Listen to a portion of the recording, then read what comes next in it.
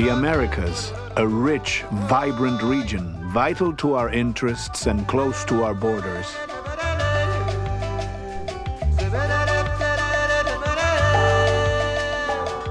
They are our allies, our major trading partners, our closest neighbors. Their choices will change our lives.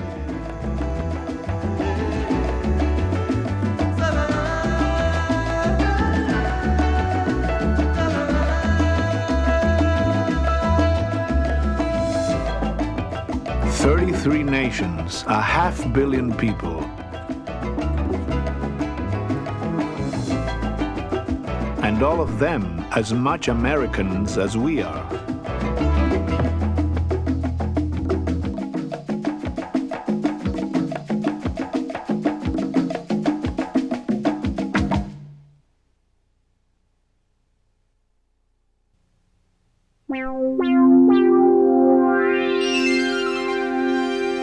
Major funding for Americas was provided by the Annenberg CPB project.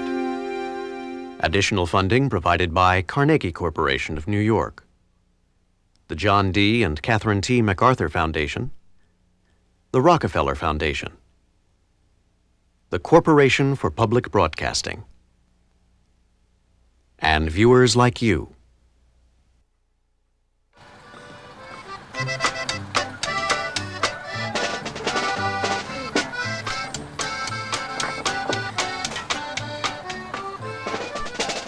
This is a construction site in Rosarito, Mexico, just south of Tijuana.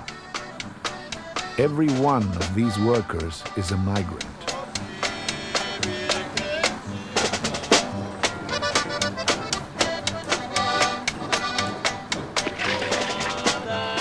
Yo he estado en Guadalajara trabajando. He estado en la Sierra de Hidalgo, en Pachuca, Hidalgo. He estado en Monterrey, Nuevo León.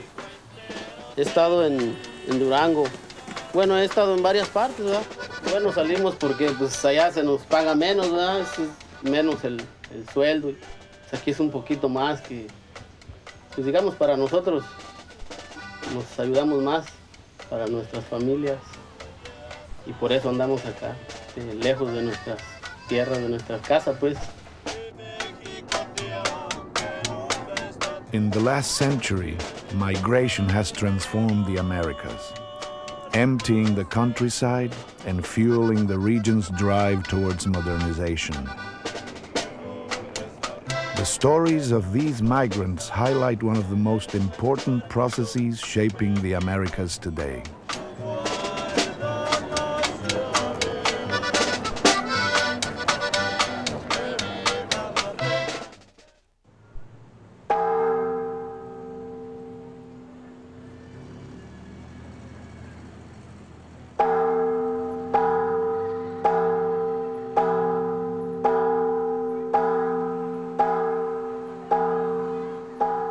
Zacatecas in central Mexico. Once it was the silver capital of the nation. Today, its colonial architecture is the only reminder of its former glory.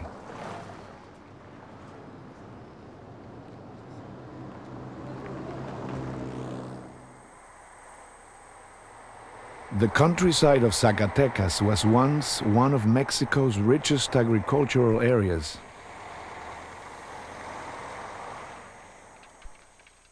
Today, it is an example of the decay of Mexico's rural economy.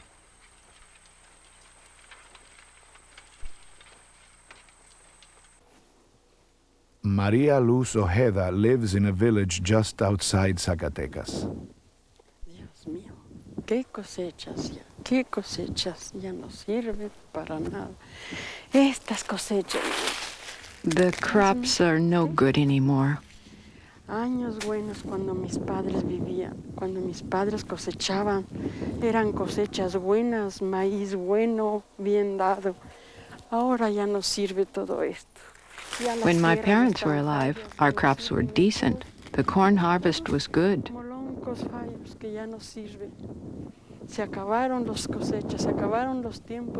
But now, the days of good harvests are over.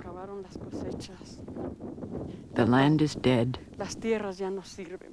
Ya no I dan don't know buen where we fruto. will end up. Sabe a qué llegaremos.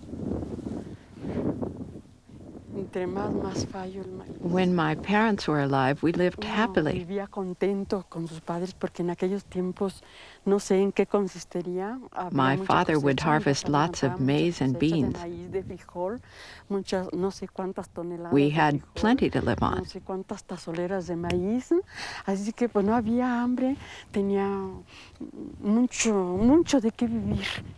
Y se acabaron mis papás. Now se my acabó, parents se are acabaron dead, and it todo, seems that todo, everything porque is esa casa no dying. quedó nada. Ahí había de todo. Había de cosecha, había de animales, de We also toditos, had desde many el más animals, chiquito hasta el small más and grande. large. Mucho animal, mucha cabeza, We had mucho everything, de qué vivir. but now Y ya, it's all se acabó gone. y se acabó todo.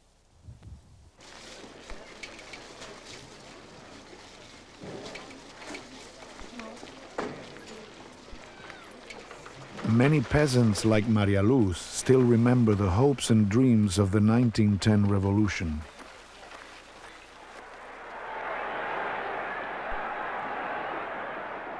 Economic and political discontent with a system that excluded most Mexicans brought about the first major revolution in Latin America. The cry for land, monopolized by the ruling elite, was one of the driving forces that drew Mexico's peasantry into the conflict.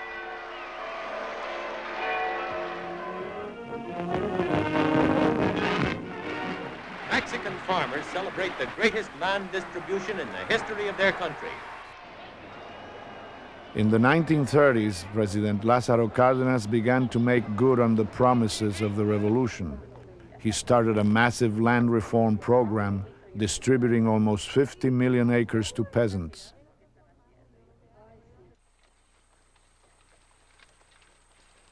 But since then, government action has fallen far short of the requirements of Mexico's peasants.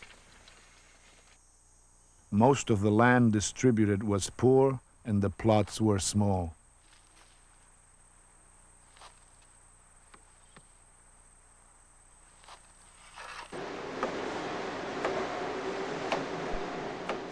The money spent on the countryside was used to develop large-scale mechanized agriculture and an agro-export sector. Cash crops took the place of subsistence farming as Mexico became the main supplier of winter vegetables and fruit for the U.S. market. Mechanization created jobs, but it also displaced thousands of peasants from the countryside. Bueno, en los años 40, 50 y aún en los años 60. In the 1940s, 50s, and even the 60s, there was a large wave of migration toward Mexico's biggest cities, and even to the U.S. This was because the country's economic policy, import substitution, was based on the growth of the internal market. The big cities grew because that is where most new industries were started and most jobs were created. So that is where the workers went.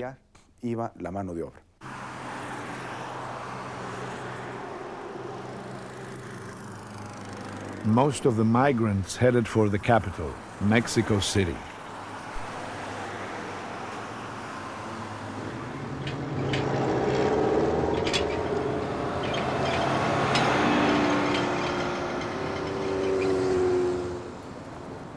This is where the government and private investors concentrated the resources they were pouring into industry and commerce. Factories multiplied as the government enticed investors with the promise of low taxes, cheap services, and protectionism.